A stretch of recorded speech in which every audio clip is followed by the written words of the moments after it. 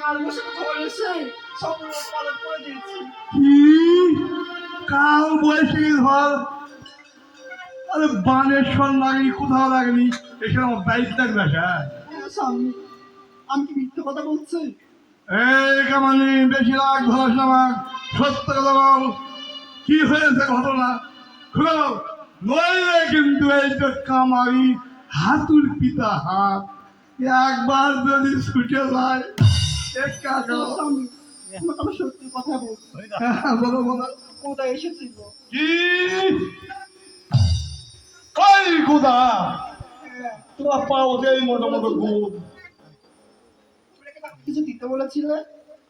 আরে বললাম তুই যা যা সুপদিক বল, বসে আছে ওই গমনের খুঁজির মধ্যে, বললেই দিলে। ভুলটা আমার হয়েছে জানো, আমি সে বসি না রোগে তার কাছ থেকে মৃত্যু দেখার আশা করি। এই তো আসল খবর কেবল বুঝতে পারলাম। এই কামানি, আরে কোথা নৃত্য দেখায় জানি, আমি নৃত্য যাই না, আমার নৃত্যের ধরন আছে জানিস। প্রথমে ইস বাবালো মানো,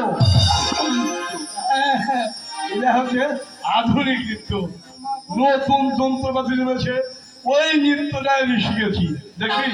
আচ্ছা দেখে আচ্ছা একটু কাঁচাই, এই দেখছেন, আও তারপর আর দেখবি পড়ার নৃত্য, আর দেখবে না।